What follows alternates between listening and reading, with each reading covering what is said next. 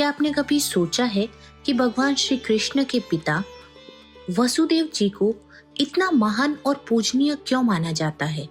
उनके नाम पर व्रत वसुदेव चतुर्थी क्यों रखा गया?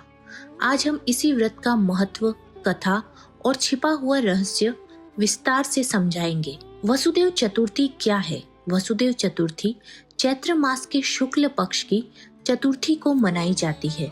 यह व्रत मुख्य रूप से भगवान श्री कृष्ण के पिता वसुदेव जी की स्मृति और सम्मान में रखा जाता है। इस दिन लोग भगवान विष्णु, श्री कृष्ण और वसुदेव जी की पूजा भी करते हैं और परिवार की सुरक्षा और सुख समृद्धि की प्रार्थना करते हैं। इस व्रत का यह संदेश है कि सच्चे माता पिता अपने बच्चों के लिए किसी भी कठिनाई का सामना कर सकते हैं। वसुदेव चतुर्थी की पौराणिक कथा। बहुत समय पहले मथुरा में राजा कंस का शासन था। कंस बहुत क्रूर था और अहंकारी राजा। उसकी बहन देवकी का विवाह वसुदेव जी से हुआ। अब देवकी की विदाई हो रही थी, तब अचानक आकाशवाणी हुई, कंस, देवकी का 8वां पुत्र ही तेरी मृत्यु का कारण बनेगा। यह सुनकर कंस क्रोधित हो गया। उसने देवकी और वसुदेव को कारागार जेल में बंद कर दिया। कंस ने एक एक कर देवकी के 6 पुत्रों को मार दिया। 7वें पुत्र बलराम को भगवान की कृपा से रोहिणी के गर्भ में पहुंचा दिया। श्री कृष्ण का जन्म।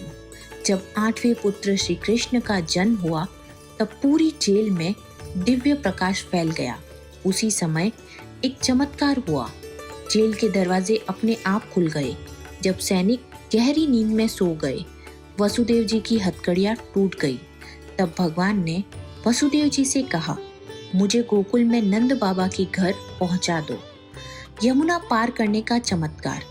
वसुदेव जी ने टोकरी में बाल कृष्ण को रखा और आधी रात को यमुना नदी पार करने चले। उस समय तेज वर्षा और तूफान हो रहा था। तभी एक और चमत्कार हुआ।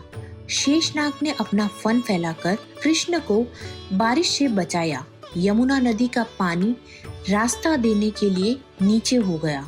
इस तरह वसुदेव जी ने सुरक्षित रूप से भगवान श्री कृष्ण को गोकुल में नंद यशोदा के घर पहुंचा दिया। इस कथा में गहरा संदेश छुपा है। वसुदेव जी धैर्य, साहस और कर्तव्य का प्रतीक, श्री कृष्ण दिव्य शक्ति और धर्म का प्रतीक। यमुना पार करना, जीवन की कठिनाइयों को पार करना।